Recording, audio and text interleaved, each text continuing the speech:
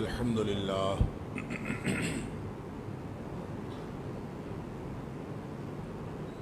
الحمد لله نحمده ونستعينه ونستغفره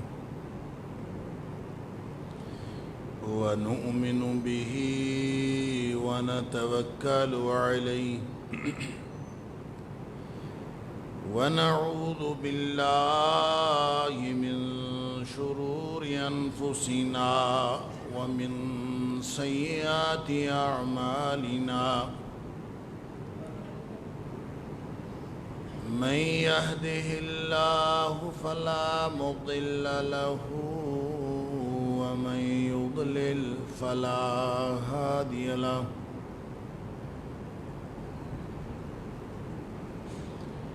وأشهد أن لا إله إلا الله وحده لا شريك له وأشهد أن محمدًا عبده ورسوله أرسله بالحق بشيرًا ونذيرًا بين يدي الساعة فمن يطع الله ورسوله فقد رشد واهتدى ومن يعص الله ورسوله فقد ضل وغوى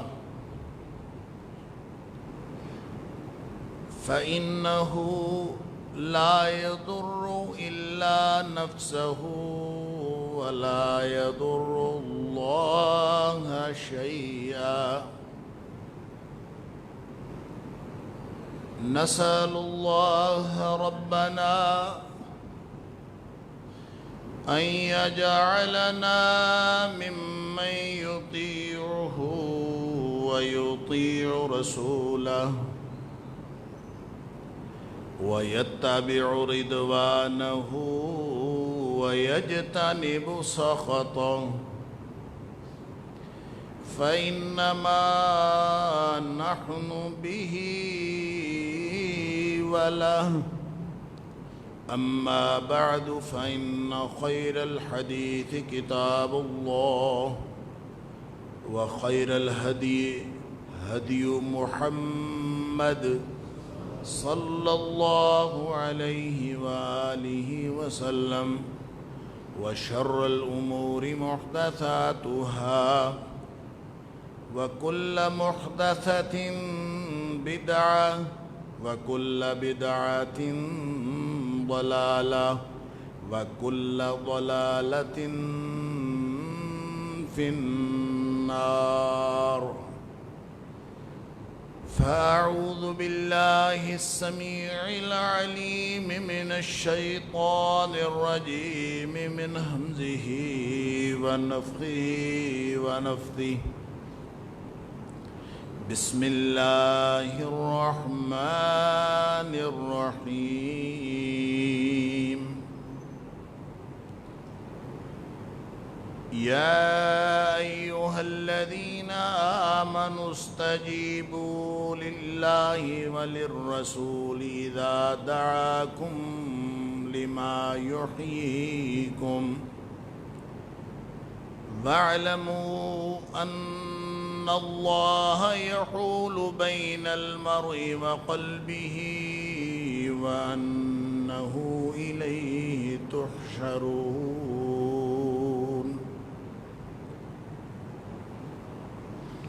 اے ایمان والو، اے ایمان کا دعویٰ کرنے والو، اللہ اور اس کے رسول صلی اللہ علیہ وآلہ وسلم جب تمہیں ایسی چیز کی طرف بلائیں جو تمہارے لیے زندگی کا سامان ہے تو تم اللہ اور اس کے رسول صلی اللہ علیہ وسلم کی دعوت پر لبیک کہو، حاضر ہو جایا کرو، اور جان رکھو کہ اللہ آدمی اور اس کے دل کے درمیان آڑ بن جایا کرتا ہے، حائل ہو جایا کرتا ہے۔ اور یہ بات بھی یاد رکھو کہ تم سب اللہ ہی کی طرف جمع کیے جاؤ گے۔ صدق اللہ العظیم۔ اللہ نے انسان کو اس دنیا میں اور ہم سب کو اس دنیا میں جس ہمہ جہت امتحان میں مبتلا فرمایا ہے، اس میں سب سے بڑا امتحان ان ذہنی کیفیات کا ہے جو ہمیں ابہام کا شکار کر دیتی ہیں، خاص طور پہ اللہ اور اس کے رسول صلی اللہ علیہ وسلم کے احکام کے بارے میں۔ وہ ابہام، وہ کنفیوژن یا وہ تردد یا وہ شک و شبہ جو ہمیں اللہ کے قرآن کے بارے میں پیدا ہو جائے یا نبی اکرم صلی اللہ علیہ وسلم کے فرامین کے بارے میں پیدا ہو جائے یا عملی طور پر ان کے اطلاق کے بارے میں پیدا ہو جائے، تو اس سے بڑا امتحان اور اس سے بڑی آزمائش اور کوئی نہیں۔ اس لیے کہ سب سے بڑی دولت تو ایمان اور یقین کی دولت ہے۔ اگر اللہ نے ایمان اور یقین کی دولت عطا کر دی تو پھر حالات دنیا کے جیسے مرضی ہو جائیں، انسان اس یقین اور ایمان کی روشنی میں راستہ پاتا ہے۔ ایمان کی روشنی میں انسان راستہ پاتا ہے۔ حالات اچھے ہوں تو ایمان جانچنے کی ضرورت نہیں پڑتی، حالات اچھے ہوں تو یقین کا امتحان کرنے کی ضرورت نہیں پڑتی۔ انسان اپنے ابہام کے ساتھ بھی اچھے حالات میں جس طرف کی ہوا چلتی ہے اس طرف انسان چلتا رہتا ہے۔ حالات اچھے ہوں تو زیادہ فرق نہیں پڑتا، گدھا گھوڑا سب ایک طرف ہوا کے رخ پہ چلتے رہتے ہیں۔ فرق وہاں پڑتا ہے جب حالات اچھے نہیں رہتے، جب حالات ایمرجنسی کے حالات ہو جائیں، جب حالات فیوریبل نہ رہیں اور وہ امتحان کی کیفیت شدید تر ہو جائے، تو اس وقت انسان کے ایمان کا امتحان بھی ہوتا ہے اور انسان کے یقین کا امتحان۔ جہاں اللہ کریم نے یہ آیت نازل فرمائی ہے سورہ انفال کے اندر، وہاں منافقین کا ذکر ہو رہا۔ اور منافقین کون ہوتا ہے؟ منافق جس کے دل میں بیماری ہوتی ہے۔ بیماری کس بات کی ہوتی ہے؟ بیماری اس بات کی نہیں ہوتی کہ اس کے دل کو کوئی دل کی بیماری ہے، کوئی ہارٹ پرابلم ہے جس کو کوئی دل کا ڈاکٹر ٹھیک کر دے۔ اللہ اکبر! بیماری یہی ہے کہ وہ ایمان اور یقین کی دولت سے محروم ہوتا۔ دراصل وہ کافر ہوتا، اس کے دل میں رتی بھر ایمان نہیں ہوتا، لیکن وہ اپنے کفر کے بارے میں بھی کلیئر نہیں ہوتا کہ میں کفر کے اوپر بھی ٹھیک ہوں۔ وہ صرف فائدہ اٹھانے کے لیے ظاہراً وہ ایمان کا اظہار کرتا، اپنے کفر کو چھپاتا۔ لا الہ ہؤلاء ولا الہ ہؤلاء، اللہ فرماتا ہے کہ دراصل نہ وہ کافروں میں سے ہے نہ وہ مسلمانوں میں سے ہے، وہ نہ اس کا یقین کفر پر ہے نہ اس کا یقین ایمان پر ہے۔ یہ تو کوئی ایسی چیز ہے کہ زبان سے کہتے ہیں کہ آمنا، ہم ایمان لائے، وما ہم بمومنین، ہے کوئی نہیں۔ اللہ اکبر! یہ ہے وہ کیفیت جو انسان کو دنیا اور آخرت میں ذلیل و رسوا کر دے۔ کسی فرد کی یہ کیفیت ہو جائے یا کسی گروہ کی یہ کیفیت ہو جائے یا اجتماعی طور پر کوئی قوم اور کوئی ملت اس کیفیت کا شکار ہو جائے، لا الہ ہؤلاء ولا الہ ہؤلاء، نہ ادھر نہ ادھر، جدھر فائدہ نظر آیا ادھر چل پڑے، جدھر یہاں سے نقصان نظر آیا رک گئے۔ کوئی یقین نہیں، کوئی ایمان نہیں، کوئی اس بات پر تیقن کی زندگی نہیں، کوئی اطمینان نہیں کہ جو اللہ نے فرمایا ہے اور جو اللہ کے رسول صلی اللہ علیہ وسلم نے فرمایا ہے وہ سچ ہو کے رہے۔ ایسی کوئی بحث ہے ہی نہیں۔ اللہ اکبر! اللہ تعالیٰ فرماتا ہے یریدون لیطفئوا نور اللہ، یہ دنیا ساری مل کے اللہ کے نور کو بجھانا چاہتے ہیں۔ حالات جب اس طرح کے بھی ہو جائے نا کہ آپ کو یہ لگے کہ یہ اب ٹمٹماتا چراغ ہے، یہ اب گرنے والا ہے، کسی بھی وقت بجھنے والا ہے، اور ساری دنیا مل گئی ہے اس چراغ کو بجھانے کے لیے، تو ذہن میں یہ یقین رکھنا ہے کہ واللہ متم نورہ ولو کرہ الکافرون، اللہ اپنے اس نور کو مکمل کر کے رہے گا، کافروں کی ایسی کی تیسی۔ کافروں کو پسند ہے یا نہیں پسند؟ کافروں کو مسلمانوں کی ترقی، اسلام کا عروج، مسلمانوں کا اطمینان، ان کو تو ایک آنکھ نہیں بھاتا، لہذا وہ تو ہر وقت اس کوشش میں لگے ہیں کہ کسی نہ کسی طریقے سے اس کے سارے امن و امان کی صورتحال کو تباہ و برباد کر دیا جائے۔ اللہ اکبر۔ اور وہ اطمینان، وہ یقین جس کو نصیب ہو جائے، کیا اطمینان؟ اطمینان یہ نصیب ہو جائے کہ میرا کوئی نقصان نہیں ہو رہا۔ نقصان، ہم چھوٹے چھوٹے دنیا کے نقصانات پر پریشان ہو جاتے ہیں۔ اللہ اکبر۔ نقصان یہ نہیں ہے، نقصان یہ ہے کہ انسان سے اطمینان اور یقین اور ایمان کی دولت چھن جائے۔ اللہ اکبر۔ جان کے بارے میں، انسان کی عزت کے بارے میں، اس کی آبرو کے بارے میں، مال و دولت کے بارے میں، گھر بار کے بارے میں جس شخص کو اطمینان کی کیفیت نصیب ہو، اسی کو تو امن و امان کی حالت کہتے ہیں، کہ اس کو امن نصیب ہو گیا، اور امن اس اطمینان کی کیفیت ہی کی ظاہری شکل ہے۔ لہذا یوں کہہ لیجئے کہ یقین کی دولت کے بعد سب سے بڑی نعمت جو ہے وہ امن و امان کی دولت۔ نبی اکرم صلی اللہ علیہ وسلم نے فرمایا، جو شخص صبح کرے نا، من اصبح منکم، جس کی صبح ایسے ہو کہ اس کو 3 چیزیں مل گئی، ظاہری نعمتوں کے اعتبار سے 3 چیزیں اس کو مل جائیں۔ فرمایا من اصبح منکم، اس طرح سے تم میں سے کوئی شخص صبح کرے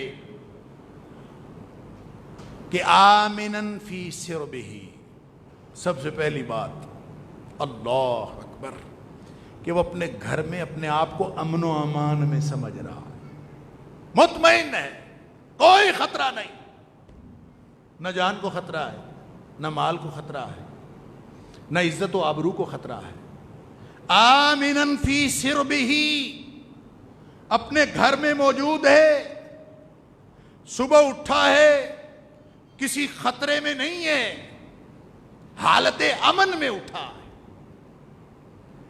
اور دوسری فرمایا وَمُعَافًا فِي جَسَدِهِ، ایسی کیفیت میں اٹھا ہے کہ اس کو کوئی جسمانی تکلیف نہیں ہے،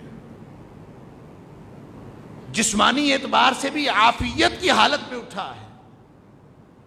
اور تیسری چیز فرمایا وَعِندَهُ قُوتُ يَوْمِهِ، اس دن کا رزق اس کے پاس موجود ہے، اس دن کا، سال کا نہیں، مہینے کا بھی نہیں، ہفتے کا بھی نہیں، اگلے دن کا بھی نہیں، صرف اس دن کا۔ وَعِندَهُ قُوتُ يَوْمِهِ، اس کو یہ معلوم ہے آج میں نے کھانا کیا ہے، اس دن کا کھانا موجود ہے۔ اور کھانا بھی وہ جو ہمارے جیسا نہیں کہ صبح ناشتہ، پھر دوپہر کا کھانا، پھر دوپہر کی چائے، پھر رات کا کھانا، وہ نہیں، وہ کھانا جو اس دن زندہ رہنے کے لیے کافی ہو۔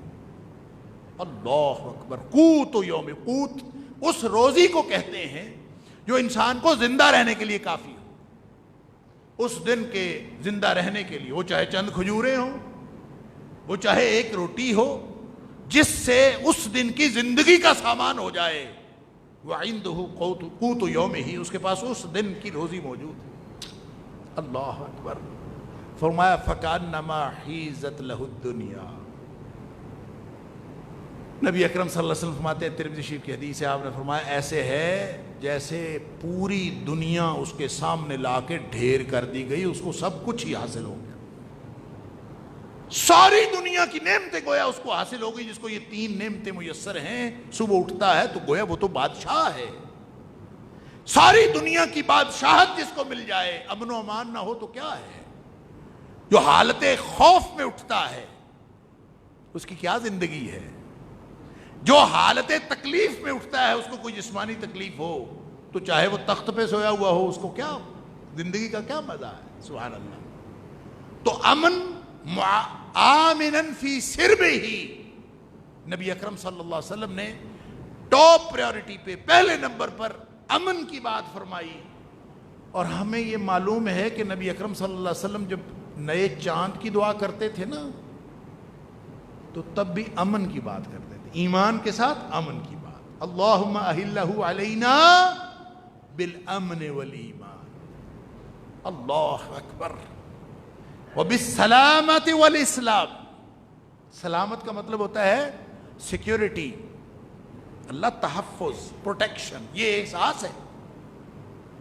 اور یہ یاد رکھو، یہ احساس پوری دنیا میں، پوری دنیا کا، آپ کوئی جغرافیائی خطہ لے لیں یا آپ زمانی طور پر کوئی مرحلہ حیات لے لیں، آپ تاریخ کی کوئی پرانی بات کر لیں، آپ قدیم دور کی بات کر لیں یا جدید دور کی بات کر لیں، لوگ کہتے ہیں پرانے زمانوں میں امن ہوتا تھا. کیا لٹیرے اس زمانے میں نہیں ہوتے تھے؟ نبی اکرم صلی اللہ علیہ وسلم فرماتے ہیں کہ میں خوشخبری دیتا ہوں، ایک وقت آئے گا، ہیرا سے اکیلی لڑکی چلے گی، خاتون زیورات سے لندی پھندی چلے گی، آ کے حج کرے گی، حج کر کے واپس چلے جائے گی، اس کو کوئی خوف نہیں ہوگا. صحابہ حیران ہو گئے، بنو طے کے چور کدھر جائیں گے؟ یعنی اس وقت چور اور ڈاکو اور لٹیرے ختم ہو چکے ہوں گے. نبی اکرم صلی اللہ علیہ وسلم کا سنہری دور ہے، چور اور ڈاکو موجود ہے، حالت خوف ہر دور میں موجود ہے. لہذا قدیم اور جدید کی بات نہیں، جدید ترین دور میں بھی اور آنے والے ادوار میں بھی آپ جہاں مرضی بات کر لیں، کبھی کسی قوم کو امن نصیب نہیں ہو سکتا جب تک وہ اسلام کے دائرے میں نہ آ جائے. واحد ایک ہی حل ہے، نبی اکرم صلی اللہ علیہ وسلم کی زبان اقدس سے، اسلم تسلم. اسلام لے آؤ، سیکیور ہو جاؤ گے، حالت امن میں ہو جاؤ گے، سلامتی مل جائے گی. اسلم، اسلام لے آؤ، تسلم. تمہاری جو کیفیت ہے گویا تمہارے ارد گرد ایک تحفظ کی 4 دیواری ہو جائے گی. وہ 4 دیواری جس میں انسان تحفظ پاتا ہے، انسانیت تحفظ پاتی ہے، لوگوں کو زندگی ملتی ہے، اور جو حیات بخش، اطمینان بخش، امن و امان کی کیفیت عطا کرنے والی اگر دنیا کائنات میں کوئی چیز ہے تو وہ اللہ کا دین ہے. اس لیے اللہ کریم فرما رہے ہیں، منافقین کا تذکرہ فرماتے ہو، یا ایھا الذین آمنو، او ایمان کا دعویٰ رکھنے والو، اپنی حرکتوں پہ غور کرو. امن چاہیے، زندگی چاہیے، معاشرے کی زندگی چاہتے ہو، معاشرے میں حیات بخش اور اطمینان بخش کیفیات چاہتے ہو، تو پھر جب اللہ اور اس کے رسول صلی اللہ علیہ وسلم تمہیں بلاتے ہیں، اس وقت تمہیں کیا موت پڑ جاتی ہے. استجیبوا للہ وللرسول اذا دعاکم لما یحییکم. جب اللہ اور اس کے رسول صلی اللہ علیہ وسلم تمہیں بلاتے ہیں تو جہاں وہ بلا رہے ہوتے ہیں وہیں تو زندگی ہوتی ہے. جس بات کی طرف وہ بلا رہے ہوتے ہیں، جہاں اللہ کا فرمان آ جائے، جہاں اللہ کے رسول صلی اللہ علیہ وسلم کا فرمان آ جائے، انسانیت کی زندگی اگر ہے تو اسی میں. لما یحییکم. تمہیں اگر نفاق سے بچنا ہے، تمہیں اگر داخلی ابہام کی کیفیات سے بچنا ہے، جو تمہارے شک و شبے ہیں، جو تمہارے شکوک و شبہات دلوں کے اندر گھر کر گئے ہیں، جو تمہارے دل کو کسی نیکی کی طرف جانے نہیں دیتے، اگر ان کا مسئلہ ہے تو، یا پھر ظاہری طور پر تم کسی ایسی کیفیت میں گر گئے ہو جہاں جرائم کی آماج گاہیں ہیں، جہاں مجرموں کی آماج گاہیں ہیں، جہاں بے حیائی کا دور دورہ ہے، جہاں حالات کی خرابی کا رونا روتے ہو، جہاں معیشت خراب ہو گئی ہے، جہاں معاشرت خراب ہو گئی ہے، پورا معاشرہ خراب ہو گیا ہو، پورا معاشرہ مردہ ہو گیا ہو، پورا معاشرہ بے حس ہو گیا ہو، تم اللہ اور اس کے رسول صلی اللہ علیہ وسلم کے بلاوے پہ آ جاؤ، لما یحییکم، تمہیں زندگی مل جائے گی۔ جو علاج ہے، تیر بہدف نسخہ ہے، اس کی طرف نہیں آنا۔ نئے نئے فلسفے، نئی نئی بکواس، نئے نئے نظریے، نئے نئے شوشے، بات نہیں ماننی تو نہ اللہ کی ماننی ہے، نہ اللہ کے رسول صلی اللہ علیہ وسلم کی ماننی۔ کمال ہے۔ ہمارے ملک کا وزیر اعظم کہتا ہے کہ بے حیائی ختم کرنی ہے تو لوگوں کو نامرد بنا دو۔ انا للہ و انا الیہ راجعون۔ وہ کسی پارلیمنٹ کے رکن نے ہی کہا کہ مجرم مرد ہو تو نامرد بنا دو، تو مجرم عورت ہو تو اس کو نا عورت کیسے بنائیں گے؟ وہ تو بے حیائی سی بے حیائی ہے ہی۔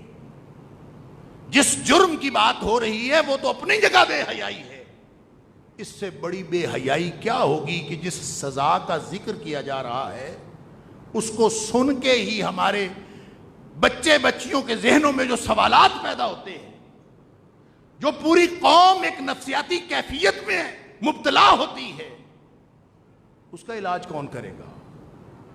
ایک بے حسی کی کیفیت اور ایک بے حیائی کی کیفیت کو صرف اس سزا کا نام لے کر ایک بے حیائی کی کیفیت کو پوری دنیا پر پھیلایا جا رہا ہے۔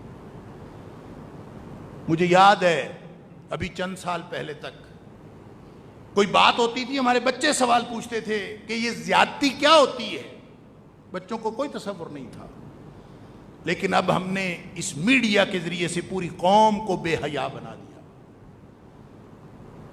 ہر بچے بچی کو ایک کیس کیا ہو گیا، اس کے اوپر پوری قوم کو بے حیا بنانے کے لیے کوئی کسر میڈیا نے نہیں چھوڑی، اور اس پر طرفہ تماشا یہ کہ اپنے ذہن کی اختراع پتہ نہیں کہاں بیٹھ کے سوچا کہ یہ کر دیں فلاں کر دیں۔ اور بندے کے پترو، اگر ایمان کا دعویٰ ہے تو استجیبوا للہ وللرسول اذا دعاکم، وہ تمہیں قرآن پکار پکار کے کہہ رہا ہے کہ اسلامی سزائیں نافذ کر دو، تمہیں زندگی مل جائے گی۔ وَلَكُمْ فِي الْقِصَاصِ حَيَاتٌ يَا أُولِي الْأَلْبَابِ، اور عقل کے اندھو سوچ کے دیکھو، اسلام کی سزا نافذ کرو گے، زندگی اس میں ہے۔ آپ کسی کو نامرد بنا کے یا کسی غیر فطری سزا دے کے آپ اس کو معاشرے میں چھوڑ دیں ذرا، وہ معاشرے میں کیا گل کھلائے گا؟ وہ بلکہ نفسیاتی مریض بن جائے گا، وہ تو معاشرے کا دشمن بن جائے گا، وہ تو معاشرے کے اندر اور زیادہ بدامنی پیدا کرنے کا ایک بہت بڑا فیکٹر بن جائے گا۔ آپ دنیا میں کیا کرنا چاہتے ہیں؟ آپ نے کہاں سے عقل سیکھی ہے؟ آپ نے کہاں سے یہ دانش لی ہے کہ اللہ کے رسول صلی اللہ علیہ وسلم کی بتائی ہوئی سزائیں ساری باتوں کو مان؟ نفاق سے بچنے کا بھی یہی طریقہ ہے، بدامنی سے بچنے کا بھی طریقہ یہی ہے۔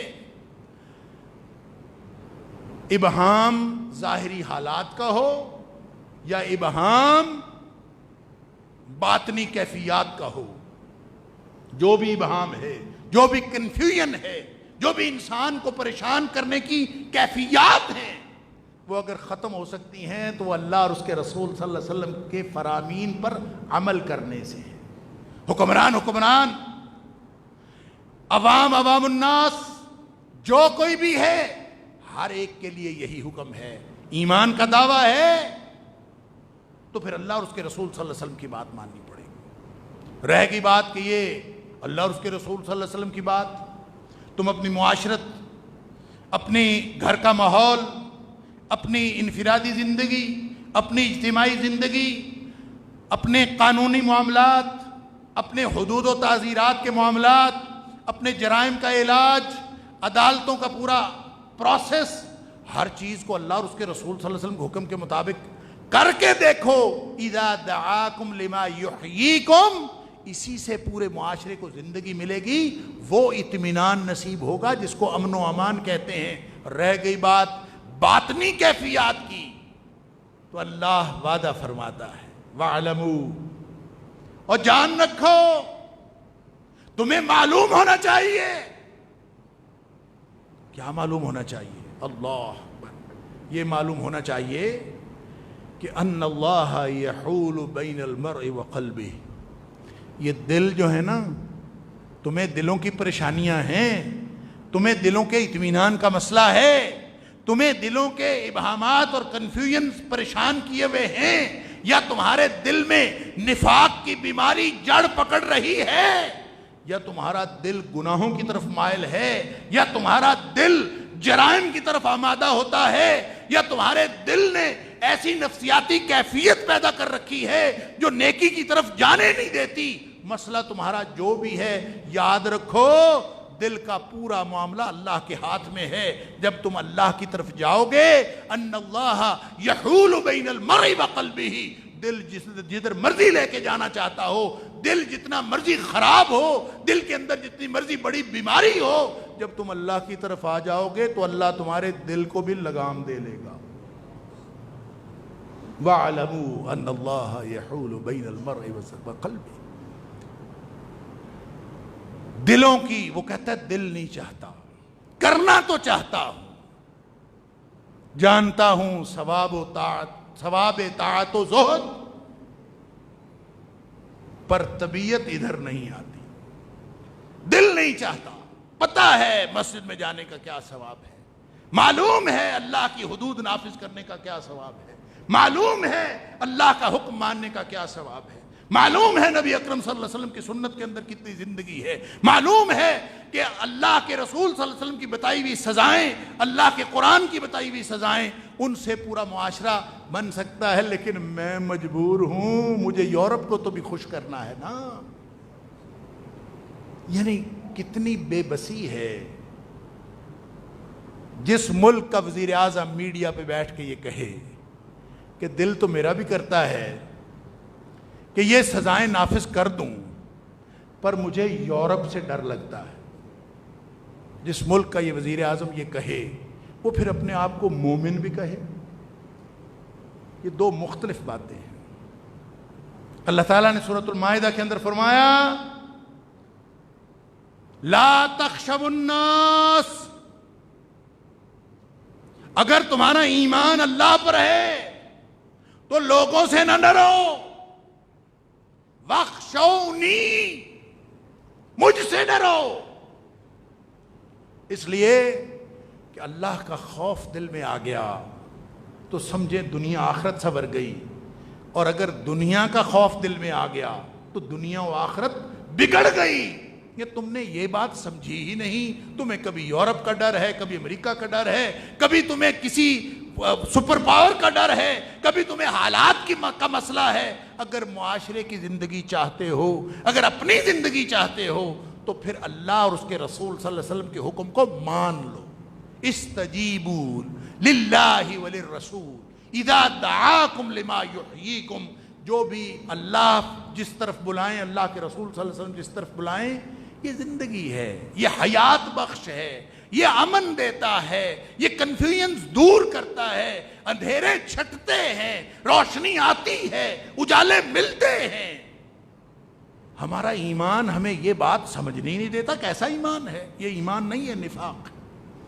لہذا نفاق سے بھی اگر بچنا ہے تو طریقہ وہی ہے، اپنے دل کو، اس کی بات کو پیچھے رکھو، اپنے خوف پیچھے رکھو، اللہ اور اس کے رسول صلی اللہ علیہ وسلم کا حکم آگے رکھو، اور پھر صرف یہ نہ سمجھو، یہی بات ہر وقت یاد نہیں رکھنی کہ اللہ اور اللہ کے رسول صلی اللہ علیہ وسلم کی ہر بات ماننی ہے، اور اسی سے اللہ دل کی کیفیات بھی درست کر دے گا۔ وَعَلَمُوا، اسی بات کو ہمیشہ یاد نہیں رکھنا، بلکہ ایک بات اور بھی یاد رکھنی ہے کہ وَأَنَّهُ إِلَيْهِ تُحْشَرُونَ، اس کے پاس جا کے جواب بھی دینا پڑے گا، اس نے پوچھ لینا ہے وَأَنَّهُ إِلَيْهِ تُحْشَرُونَ 4 دن کی زندگی ہے. وزیر اعظم صاحب اور ہمارے جو ارباب اقتدار اور ہمارے عوام الناس، ہم جو اپنے گھروں میں بیٹھے طرح طرح کی تدبیریں کرتے ہیں امن و امان کے حصول کی، ہوش کے ناخن لیں. تدبیر ایک ہی ہے کہ ہر معاملے میں اللہ اور اس کے رسول صلی اللہ علیہ وسلم کی بات مان لیں. یہ وہ تدبیر ہے جو دنیا میں بھی ہمیں کامیاب کر سکتی ہے. وَأَنَّهُ إِلَيْهِ تُحْشَرُونَ. اور تم اللہ کے دربار میں جب اکٹھے کیے جاؤ گے تو وہاں اس نے سوال پوچھ لینا. اللہ. اب یہ زندگی، یہ امن و امان کی کیفیات، دیکھیں ایک عمل کوئی شخص کرتا ہے، قرآن کہتا ہے سورہ نحل کے اندر من عمل عملا من عمل حسنۃ، جس نے ایک نیک عمل کیا، کوئی بھی شخص ہے، چاہے وہ مرد ہے چاہے وہ عورت ہے، من ذکر او انثی، چاہے وہ عورت ہے چاہے وہ مرد ہے، اگر وہ نیک عمل کرتا ہے اور اللہ کو راضی کرنے کے لیے کرتا ہے تو اللہ تعالیٰ فرماتا ہے فَلَنُحْيِيَنَّهُ حَيَاةً طَيِّبَةً، ہم اس کو پاکیزہ زندگی عطا کر دیتے ہیں. اللہ کا قانون ہے.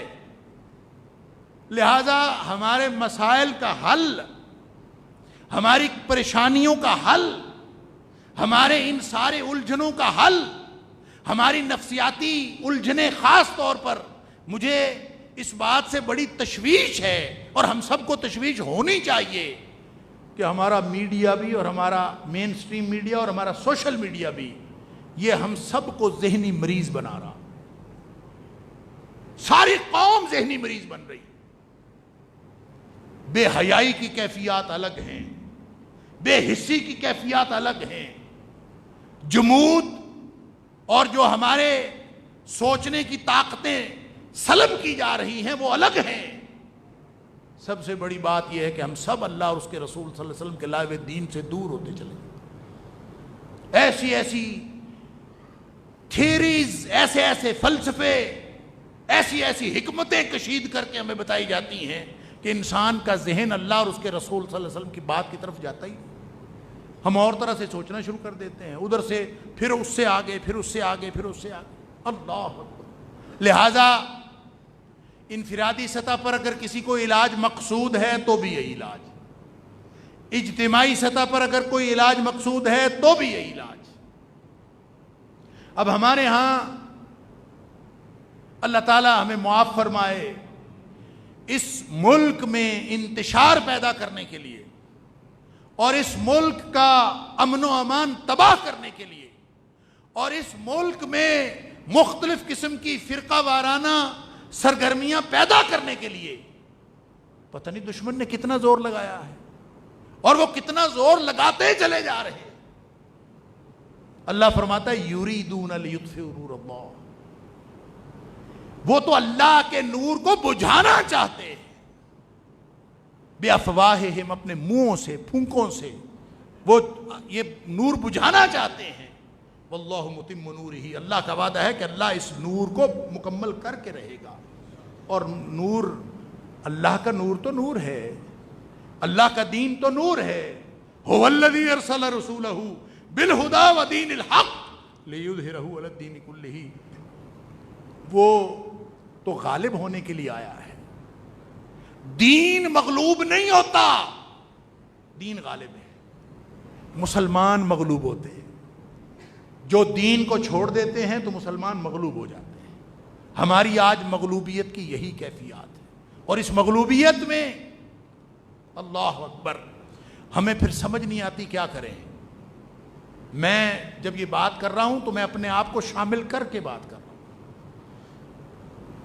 صحابہ کرام، ان کی ناموس، ان کی عزت، ان کا احترام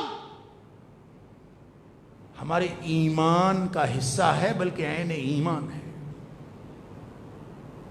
کیا کیجئے کہ جب کوئی بدبخت اندر سے یا باہر سے صحابہ کرام کی ناموس پر حملہ کرتا ہے تو ہمارے جذبات جو بھڑک اٹھتے ہیں، یہ ایمان کا تقاضا ہے. لیکن وہ جذبات کا بھڑکنا وہ دونوں طرف سے ہے. جو بکواس کر رہا ہے، جو صحابہ کرام کی شان میں ہرزہ سرائی کر رہا ہے، وہ بھی جذبات کو بھڑکا رہا ہے. اور جس کا ایمان صحابہ کی ناموس پہ کٹنے مرنے پر تیار کر رہا ہے، وہ بھی اپنے جذبات کو بھڑکا رہا ہے. اب وہ حالت امن کہاں سے ملے گی؟ میں یہ سوال کرتا ہوں. امن و امان کا کیا بنے گا؟ ہم جب اپنے ایمان کو دیکھتے ہیں تو ہم امن کو، ایسے امن کو ہم اس پر 4 حرف بھیجتے ہیں جو ہمارے ایمان کا ستیہ ناش کر دے. لہذا کوئی کمپرومائز نہیں ہے. جہاں ہمارا ایمان کا نقصان ہو رہا ہو، کسی بات کا کوئی کمپرومائز نہیں ہے. لیکن اس جھگڑے کا کیا کریں؟ اس پریشانی کا کیا کریں جو پریشانی ہمارے حالات کو پھر سے خراب کر رہی ہے؟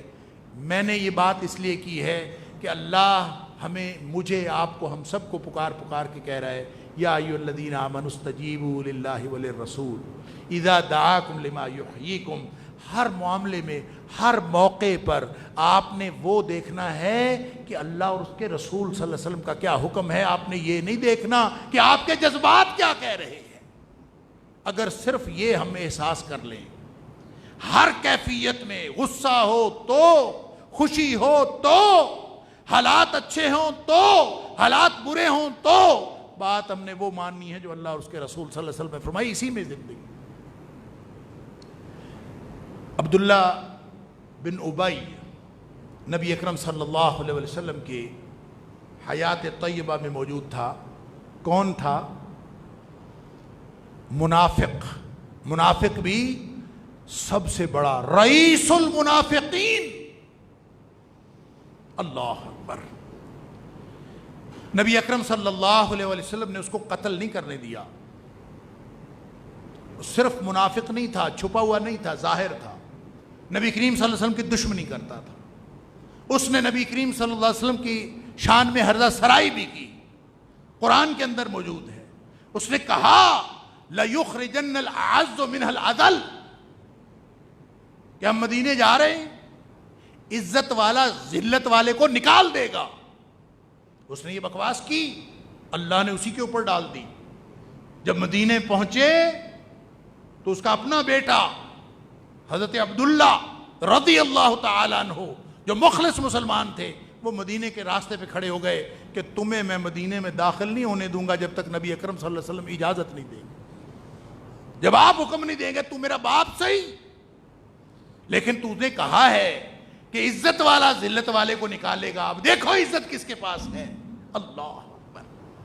اللہ تعالیٰ نے آگے وضاحت کر کے فرمایا کہ عزت پتہ ہے کس کے پاس ہے؟ وَلِلَّهِ الْعِزَّةُ وَلِلرَّسُولِ وَلِلْمُؤْمِنِينَ. عزت اللہ کے پاس ہے، عزت رسول اللہ صلی اللہ علیہ وسلم کے پاس ہے، عزت اہل ایمان کے پاس ہے. لیکن منافقوں کو نہیں پتا کہ عزت تو ساری ادھر ہے. منافق سمجھتے ہیں عزتیں ادھر ہے. نہیں قتل کرنے دیا اس کے باوجود کہ اس نے دشمنیاں کی تھی. اللہ کے رسول صلی اللہ علیہ وسلم اس کو قتل کر دوں؟ عمر فاروق رضی اللہ تعالیٰ پوچھتے. اور بھی صحابہ نے پوچھا اضرب عنق ھذا الخبیث، اضرب عنق ھذا المنافق. اللہ کے رسول صلی اللہ علیہ وسلم منافق کی گردن مار دوں؟ اللہ کے رسول صلی اللہ علیہ وسلم اس خبیث کو مار دوں، اس کو قتل کر دوں؟ میں اللہ نہیں، قتل نہیں کرنا. کیوں نہیں کرنا؟ امن و امان تباہ ہو جائے، حالات خراب ہو جائیں. قتل نہیں کرنا. منافق ہے، خبیث ہے،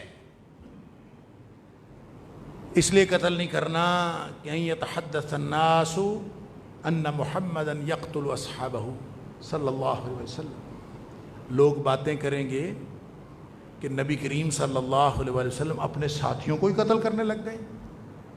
یہ نہیں کرنا. حالانکہ ساتھی نہیں تھا اندر بدبخت تھا، اندر تھا منافق، لیکن چونکہ اندر تھا اس لیے نبی اکرم صلی اللہ علیہ وسلم نے امن و امان کی خاطر، حالات خراب نہ ہو، دشمن خوش نہ ہو، تو میری درخواست یہ ہے، میں اور آپ ہم سب جذبات سے پیچھے ہٹ کے، صرف ایمان کا تقاضا.